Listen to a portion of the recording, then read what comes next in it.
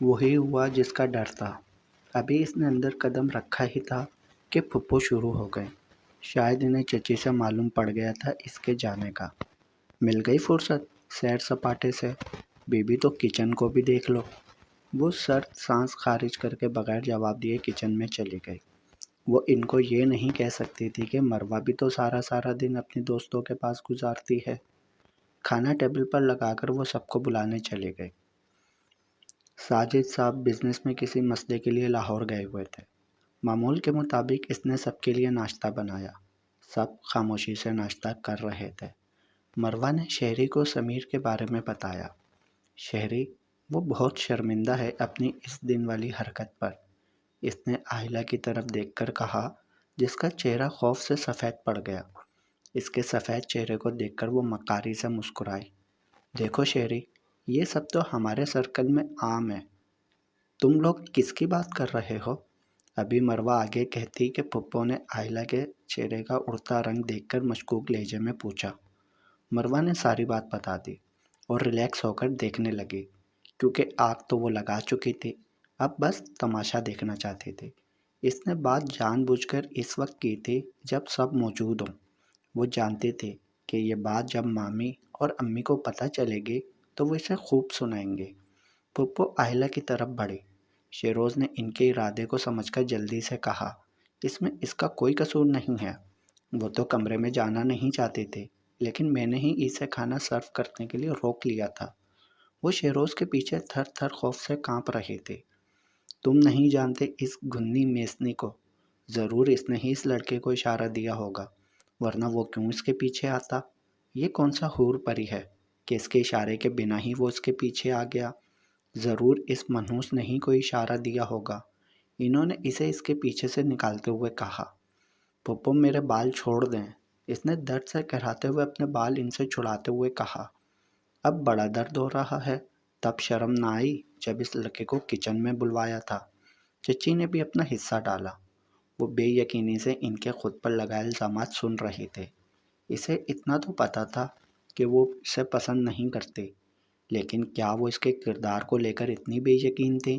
یہ اسے آج معلوم ہوا تھا۔ اس کے بالوں کا درد بھی کہیں پیچھے جا سویا تھا، اس درد کے جو اسے اپنے دل میں محسوس ہو رہا تھا۔ ان کی اس قدر بے اعتباری پر وہ تو اسے اور بھی کچھ کہہ رہی تھی، اسے کچھ سنا ہی نہیں دے رہا تھا، اور پھر وہ چکراتے سر کے ساتھ بے ہوش ہو گئی۔ 2 دن بعد اسے ہوش آیا تھا۔ ابھی بھی وہ ہسپتال کے بیڈ پر آنکھیں بند کیے لیٹی ہوئی تھی۔ اب کیسی ہو؟ شیروز نے پوچھا۔ زندہ ہوں، جواب کسی بھی احساس سے آ رہی تھا۔ تمہیں پتہ ہے ہم سب کتنے پریشان ہو گئے تھے؟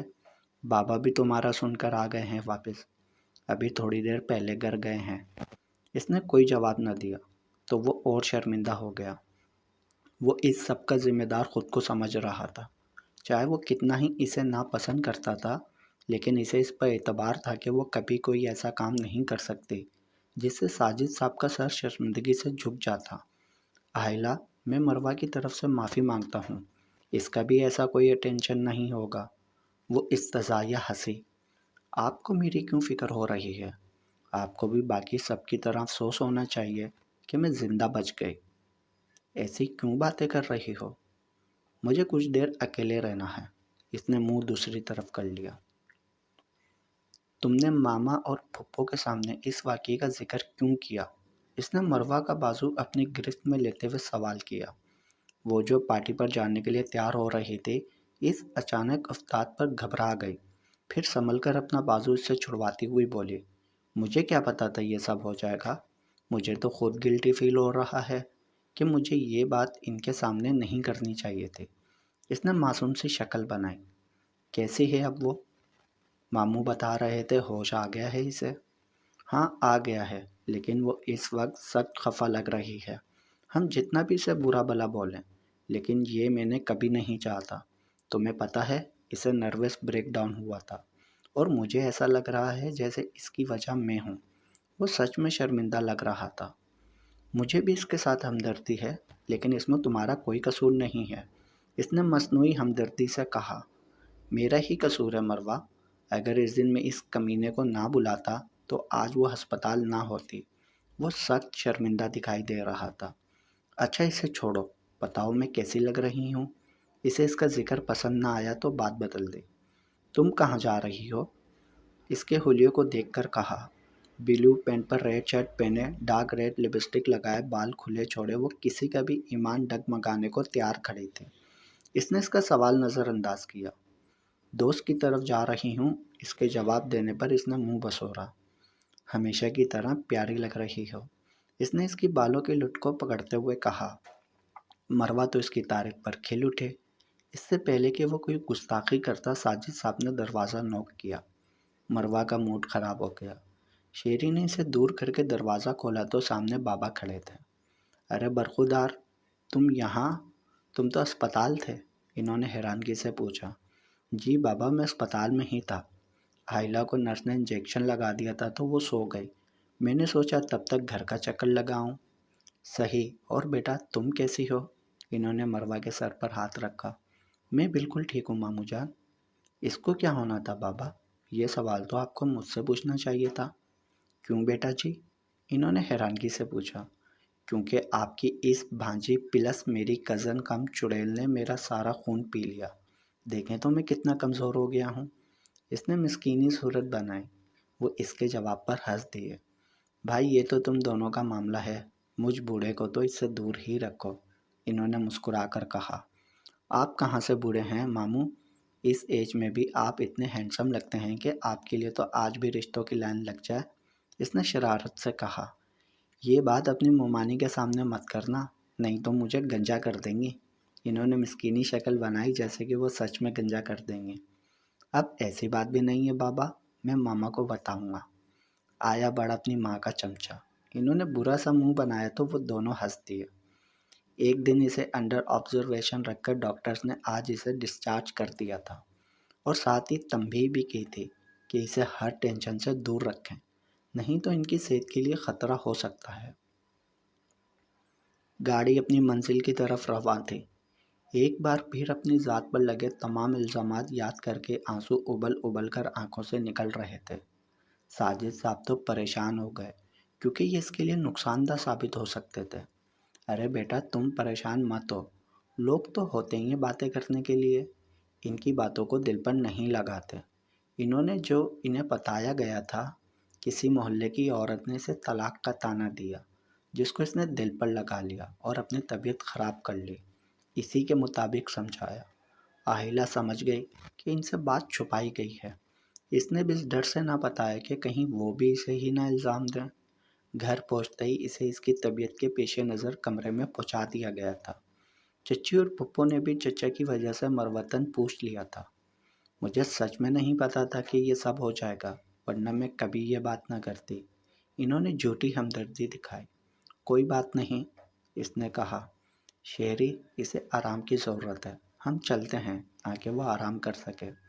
شیری کے جاتے ہی وہ اس کے پاس آئی اور کان کے پاس جھکتے ہوئے کہا، میرے شیری سے دور رہنا، ورنہ اس سے برا حال کروں گی کہ کسی کو منہ دکھانے کے قابل نہیں رہو گی۔ مروہ کی دھمکی پر اس نے دھڑکتے دل کے ساتھ اپنا اندیشہ ظاہر کیا۔ یہ آپ نے سب کیا تھا؟ اس کا میرا ہاتھ پکڑنا، سب کچھ پوچھتے ہوئے اس کی آواز کانپ رہی تھی۔ ہاں، وہ بغیر شرمندگی کے بولی۔ آج کل ہم لوگ اتنے بے حس ہو گئے ہیں کہ کسی کا دل دکھا کر ایک بار بھی ہمیں ندامت نہیں ہوتی، بلکہ ہم تن کر اپنی غلطی کو مانتے ہیں، اور پھر ہمارا کہنا کہ ہم لوگ زندہ دل ہیں، یہ غلط ہے۔ زندہ دل تو وہ لوگ ہوتے ہیں جو دوسروں کے لیے آسانی پیدا کریں، لیکن کیوں؟ وہ اپنے دھیان میں اندر آ رہی تھی کہ باہر جاتے ہوئے شیری سے ٹکرائی۔ شیری نے اسے گرنے سے بچانے کے لیے کمر میں ہاتھ ڈال کر سہارا دیا۔ اس نے بھی اس کے کندھے کو گرنے کے ڈر سے پکڑا ہوا تھا۔ اتفاق سے مروہ سیڑھیاں اتر رہی تھی۔ اس نے یہ منظر دیکھ لیا اور اسے لگا کہ آہلہ اب شیری کے پیچھے ہے، اس لیے اس نے اپنے دوست سمیر کو کال کی اور یہ سب کرنے کو کہا۔ اسے تو یہ تھا کہ شیری آہلہ کو ہی برا بھلا کہے گا، لیکن یہاں سب الٹا ہو گیا اور شیری نے سمیر کو پیٹنا شروع کر دیا۔ پھر اگلی صبح اس نے آہلہ کو شیری کے کمرے سے نکلتے دیکھ لیا۔ اس کے اندر آگ جل رہی تھی۔ اس نے جان بوجھ کر سب کے سامنے بات چھیڑی تھی۔ مجھے شیروز بھائی نے گرنے سے بچایا تھا، ایسا کچھ بھی نہیں ہے جیسا تم سوچ رہی ہو۔ آہلہ نے بہتے آنسوؤں کے ساتھ اپنی صفائی دینے کی کوشش کی۔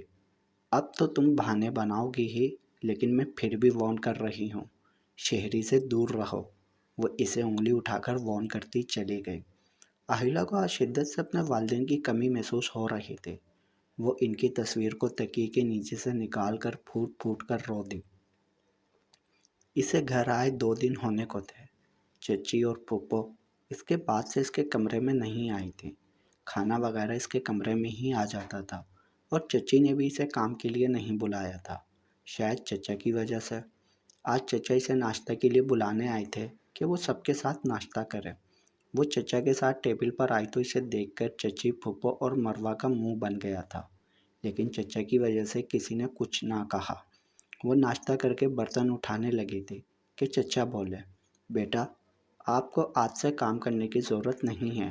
آپ کی شادی کے بعد آپ کی چچی نے ملازمہ رکھے تھے۔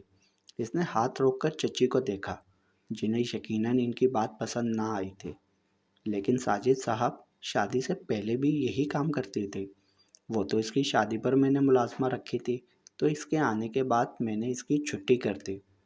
تو آپ اسے دوبارہ بلا لیجئے، لیکن آج سے آہلہ بھی کوئی کام نہیں کرے گی۔ اور اگر آپ لوگوں کو لگتا ہے کہ میں گھر میں ہونے والے واقعات سے بے خبر ہوں، تو یہ آپ سب کی غلط فہمی ہے۔ انہوں نے چچی اور پھپھو کو چھپے الفاظ پر تنبیہ کی۔ پھپھو اور چچی تو پہلو بدل کر رہ گئیں۔ وہ آہلہ کے سر پر شفقت بھرا ہاتھ رکھ کر چلے گئے۔ تم نے بتایا ہے نا انہیں؟ تم نے انہیں ہمارے خلاف باتیں بتائی ہیں نا؟ ان کے جاتے ہی پھپھو اس کے سر ہوئیں۔ نہیں پھپھو، میں نے کچھ بھی نہیں بتایا، اس نے ڈر کر جواب دیا۔ شمع جانے دو اسے۔ بھابھی آپ نے اسے جانے کو کیوں کہا؟ کہیں آپ کو بھی اس سے ہمدردی تو نہیں ہو گئی؟ نہیں، ایسی کوئی بات نہیں ہے۔ مجھے نہیں لگتا کہ اس نے ساجد صاحب کو کچھ بتایا ہوگا۔ آپ کو ایسا کیوں نہیں لگتا؟ کیونکہ وہ ایسا بالکل بھی نہیں چاہے گی کہ ساجد صاحب اسے برا سمجھیں۔ انہیں یہ بات کسی اور سے معلوم ہوئی ہے، لیکن کس نے بتایا ہوگا بھائی صاحب کو؟ انہوں نے پریشانی سے پوچھا۔ جواب میں وہ کندھے اچکا گئیں۔ گھر کے سارے کام اب ملازمہ ہی کرتے تھے۔ ساجد صاحب کے سامنے وہ اسے کچھ کہتی تو نہ تھی، لیکن ان کی غیر موجودگی میں اسے خوب سناتی تھی۔ گھر میں فارغ رہ رہ کر وہ بور ہو جاتی تھی۔ شیروز نے کافی دفعہ اس کی خیریت پوچھی تھی، لیکن اس نے بے رخی سے جواب دیا۔ موبائل اس کے پاس تھا نہیں کہ وہ حجاب سے بات کر سکتی۔ 12 بجے کا وقت تھا۔ ساجد صاحب اسٹڈی روم سے باہر نکلے تو لان میں کسی کے بیٹھنے کا وہم ہوا، تو وہاں آ گئے۔ سردیوں کا وقت تھا، اور شام کو تو سردی مزید بڑھ جاتی تھی۔ ایسے میں وہ بغیر شال کے بیٹھی ہوئی تھی۔ شاید اسے یہ موسم پسند تھا، جو اسے سردی فیل نہیں ہو رہی تھی، یا پھر اس کے اندر کوئی احساس ہی نہ باقی تھا۔ ساجد صاحب نے اسے اپنی شال اڑائی تو وہ چونکی۔ چاچو آپ؟ جی میں۔ آپ اتنی سردی میں یہاں کیا کر رہی ہو؟ نیند نہیں آ رہی تھی چاچو، جواب دے کر وہ خاموش ہو گئی۔ بیٹا میں جانتا ہوں کہ آپ کے ساتھ زیادتی ہوئی ہے، نہیں بلکہ شروع سے ہی ہوتی آئی ہے، اور اس میں میری ذات بھی شامل تھی، لیکن آپ نے تو کبھی مجھے منحوس نہیں کہا تھا۔ ساجد صاحب اس سے بات نہیں کرتے تھے شروع سے ہی، لیکن اسے منحوس بھی نہیں کہتے تھے۔ میں نے بے شک نہیں کہا تھا، لیکن کسی کو روکا بھی تو نہیں۔ ان کا اشارہ سب کی طرف تھا۔ اس میں آپ کا کوئی قصور نہیں ہے چاچا، میں ہی منحوس تھی کہ میرے پیدا ہوتے ہی ماما اور بابا اس دنیا سے چلے گئے، اور آپ ہی مروہ کے ابو بھی، اس نے روتے ہوئے کہا۔ یہ سب ہمارے دماغ کا فطور ہے، ہر شخص کے موت کا وقت مقرر ہے، چاچا نے اسے سمجھایا، لیکن وہ تو مجھے ہی اس کی وجہ سمجھتے ہیں۔ ایک دن وہ تمہارا یہ شکوہ بھی ختم ہو جائے گا۔ چلو اب اندر چلو، سردی بڑھ گئی ہے۔ وہ کمرے میں ظہر کی نماز پڑھ رہی تھی کہ شکیلہ نے اسے حجاب کے آنے کی اطلاع دی۔ اس نے جائے نماز جگہ پر رکھی اور باہر آ گئی۔ کیسی ہو تم؟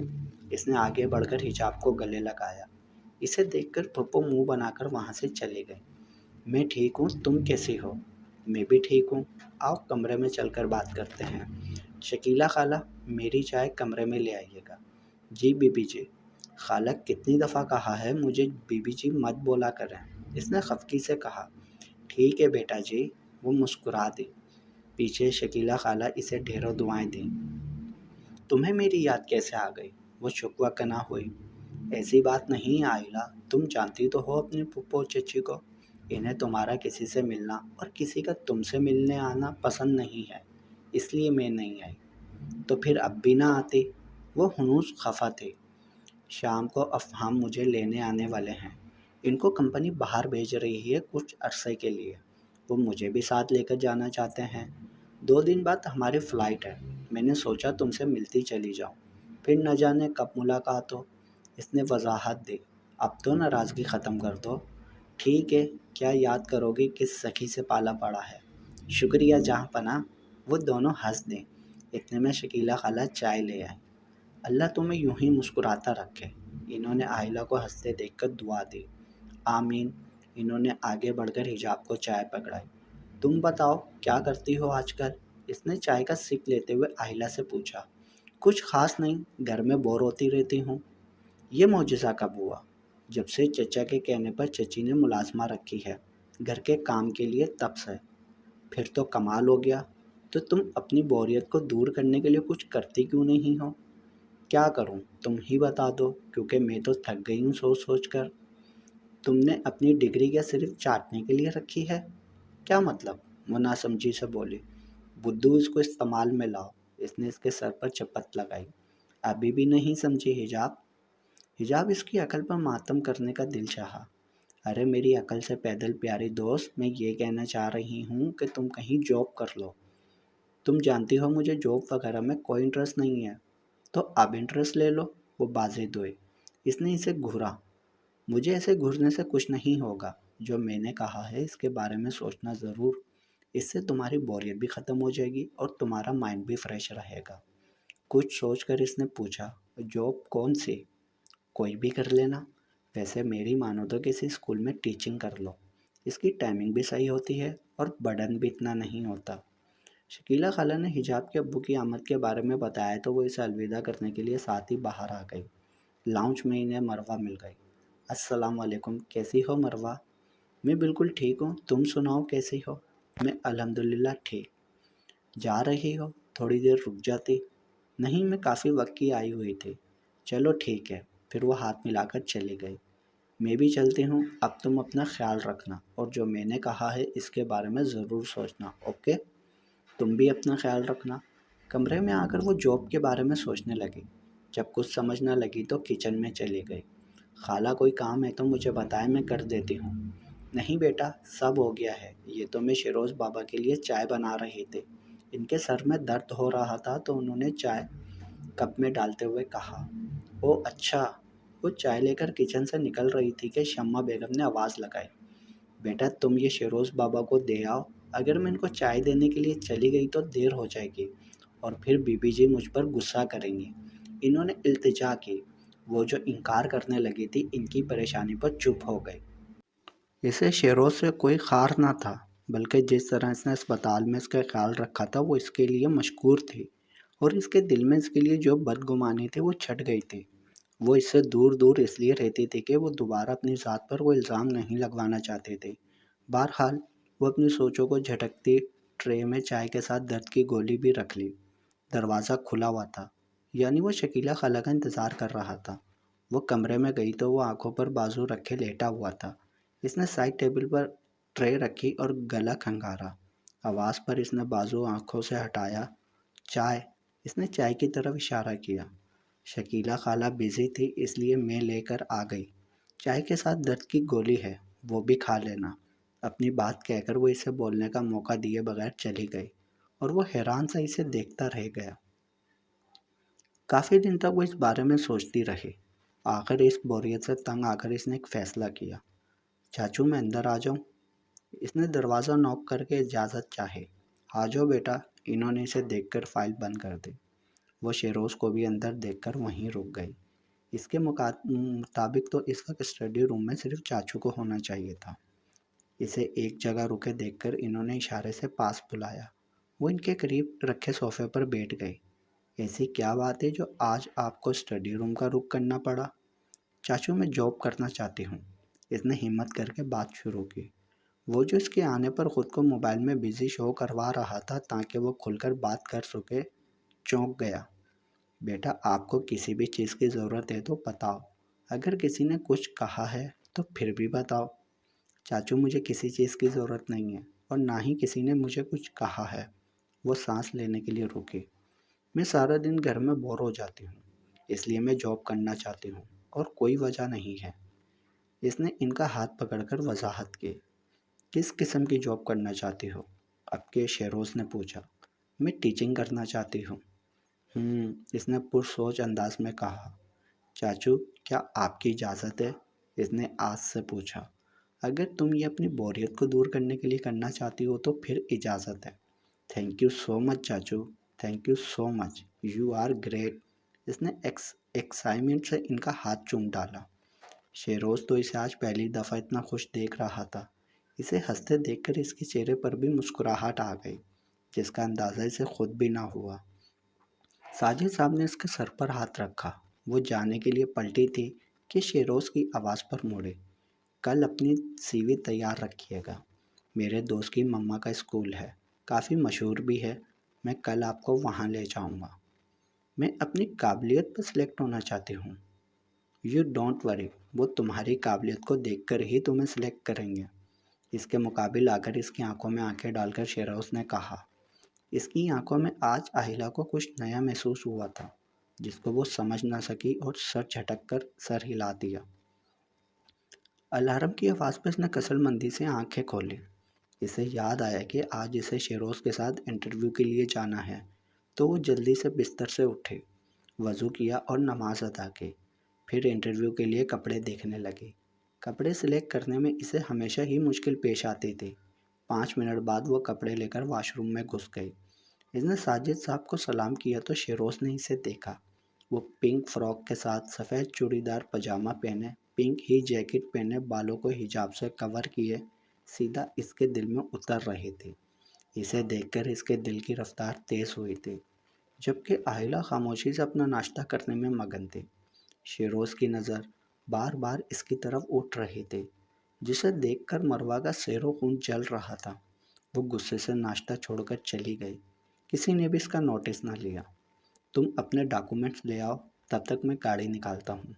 یہ کہاں جا رہی ہے؟ چچا کی موجودگی میں چچی نے ذرا دھیمے لہجے میں پوچھا۔ اہیلا ٹیچنگ کرنا چاہتی ہے، اسی سلسلے میں شیروز اسے لے کر جا رہا ہے۔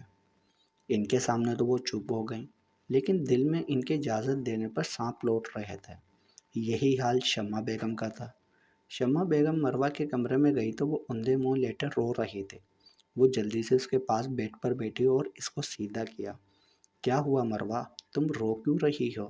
انہوں نے بے چینی سے پوچھا۔ وہ بھلا اپنی اکلوتی بیٹی کی آنکھوں میں آنسو کیسے دیکھ سکتی تھی؟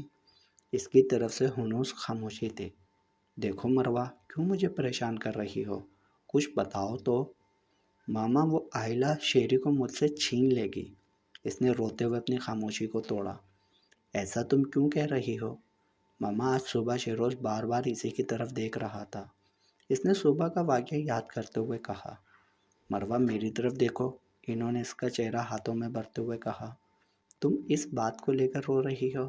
شیروز صرف تمہارا ہے، اسے تم سے کوئی نہیں چھین سکتا، اور وہ منحوس تو کبھی نہیں۔ پہلی بات تو شیروز ہی ایسا کچھ نہیں کرے گا، اور دوسری بات، اگر اس نے ایسا کچھ کہا بھی تو تمہاری ممانی ایسا کچھ ہونے ہی نہیں دیں گی۔ کیا تم جانتی نہیں ہو اپنی ممانی کو؟ وہ کبھی بھی اہیلا کو اپنی بہو کے طور پر قبول نہیں کریں گی۔ انہوں نے اسے حوصلہ دیا۔ چلو شاباش، اپنا منہ صاف کرو میری بیٹی، ایسے روتے ہوئے بالکل اچھی نہیں لگ رہی۔ انہوں نے پیار سے کہا تو وہ منہ دھونے چلی گئی۔ دور کھڑی قسمت نے ان کی باتوں کو سنا تھا اور مسکرا دی۔ اب یہ تو وقت نے ہی بتانا تھا کہ شیروز کس کا محرم بنے گا، اس کے دل پر کون راج کرے گی، اہیلا یا مروہ؟ جاری ہے بقیہ اگلے پارٹ میں۔ تمام پارٹ پڑھنے کے لیے چینل کو سبسکرائب کریں۔ ناول اگر اچھا لگ رہا ہے تو ویڈیو کو لائک ضرور کیا کریں۔ کمنٹس میں اپنی رائے بتائیں، یہ ناول آپ کو کیسا لگ رہا ہے۔